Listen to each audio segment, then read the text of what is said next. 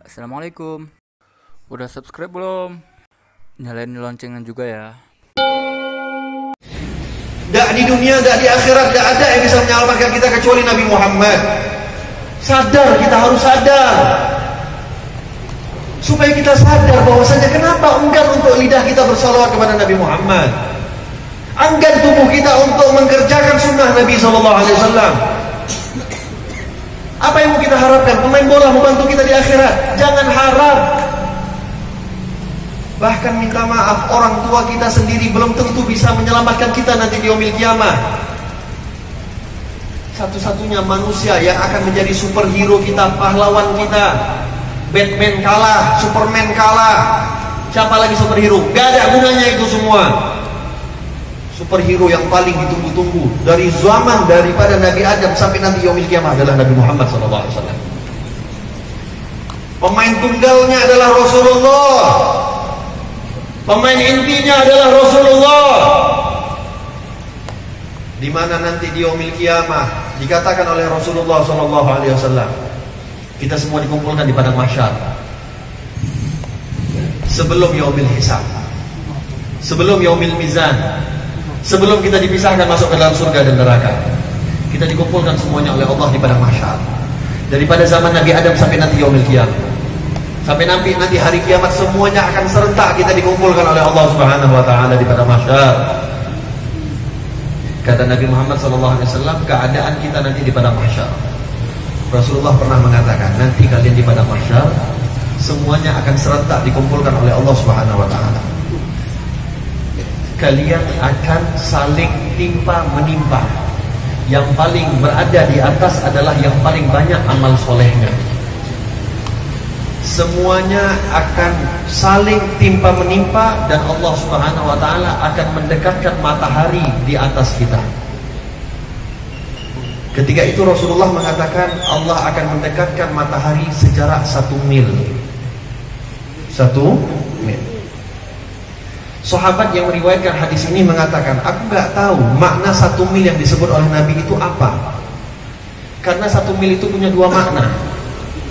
1 mil yang kita tahu sekarang itu adalah kurang lebih 1,5 kilometer lebih. Itu 1 mil.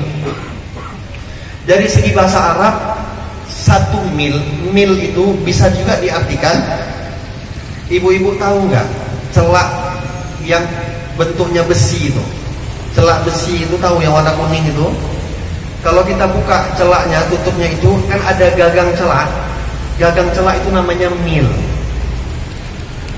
Walhasil, baik gagang celak ataupun 1,5 km, matahari didekatkan kepada kita itu panasnya luar biasa. Bayangkan kita sekarang jutaan kilometer matahari dengan kita bumi. Mungkin di antara kita ada yang nggak sanggup kalau di siang hari tidur nggak pakai AC ataupun nggak pakai kipas. Betul? Kita nggak bisa tidur kalau nggak ada kipas ataupun nggak ada AC. Panasnya luar biasa. Itu jaraknya matahari jutaan kilometer. Nanti bayangkan 1 mil didekatkan oleh Allah Subhanahu wa taala. Sehingga Nabi SAW mengatakan, semua kita akan tenggelam dengan keringat kita masing-masing.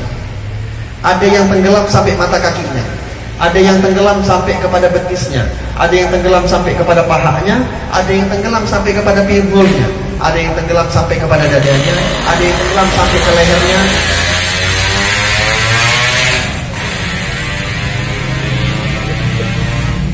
Banyak yang harus dapat hidayah ya. Tamam. Ada yang tenggelam sampai lehernya. Bahkan dikatakan oleh Rasulullah, ada yang tenggelam seluruh tubuhnya. Mungkin ada di antara kita yang pernah merasakan sakitnya tenggelam ketika tsunami. Ada, saya yakin mungkin di antara kita ada yang pernah merasakan yang selamat dari tsunami. Ada sampai yang terombang-ambing di dalam tsunami, ada? Coba tanya sama mereka, bayangkan gimana sakitnya ketika tenggelam tersebut. Nah, kata Tugu Abdul Mutawalid Abdullah atau Abga, sakit ya ikhwan, sakit. Termasuk orang yang mati tenggelam itu sakitnya luar biasa. Bukan nggak sakit tenggelam, itu sakit. Cuman enaknya di dunia, kalau kita tenggelam di dunia, paling nggak sanggup lagi bernapas, mati, selesai, nggak sakit lagi. Kalau sudah mati kan gak ngerasa sakit lagi kan? Itu enaknya kalau tenggelam di dunia. Tapi bayangkan coba kita ngerasakan sakitnya tenggelam di dunia, tapi nanti di akhirat yang sudah gak ada lagi matinya. Jadi sakit yang 5 menit yang mungkin kita sanggup tahan, sakitnya rasa tenggelam, kita akan tahan bertahun-tahun nanti di yaumil kiamat. Semua itu tergantung bagaimana nasib kita, tergantung bagaimana amal kita di dunia. Sehingga orang-orang kafir yang tak sanggup lagi menahan siksa azab di padang mahsyar, kita belum berbicara azab neraka, tidak sanggup lagi berbicara, tidak sanggup lagi menahan azab di padang mahsyar. Mereka orang-orang kafir sampai meminta kepada Allah, ya Allah, masukkan aku ke dalam neraka cepat-cepat, gak sanggup lagi untuk hidup di padang mahsyar ini. Mereka berbicara itu karena mereka nggak tahu bahwasanya azab api neraka jauh lebih pedih dibandingkan azab padang mahsyar. Sehingga mereka semua mencari pertolongan nanti di padang mahsyar. Mereka datang kepada Nabi Adam. Mereka minta pertolongan kepada Nabi Adam. Nabi Adam mengatakan, nafsi, nafsi, idhab ila ghairi. Urus diri masing-masing, urus diri masing-masing. Cari pertolongan selain kepada aku.